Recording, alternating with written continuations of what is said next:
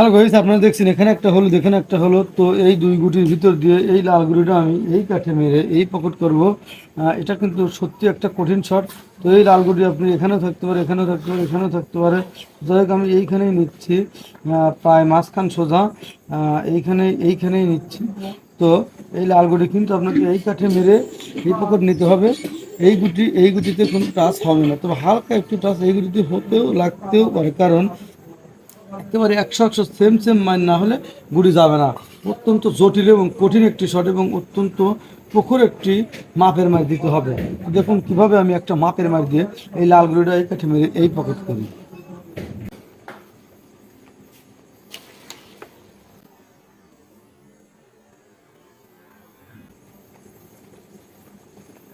Hello বন্ধুরা, আপনারা দেখলেন আমি কিন্তু এই দুই গুটির কোনো গুটিতে টাচ ছাড়া এই গুটি কত সুন্দরভাবে জটিল এবং কঠিন একটা শট দিয়ে এই পকেট করলাম। তো গোটা সারা বিশ্বে যদি 100টা জটিল এবং কঠিন একটা ট্রিক শট থাকে, তার মধ্যে এটা একটা সবচাইতে কঠিন একটা ট্রিক শটের মধ্যে একটি। তো এই রকম হাজার হাজার ট্রিক শট আমার চ্যানেলে আছে, চাইলে দেখে আসতে পারেন।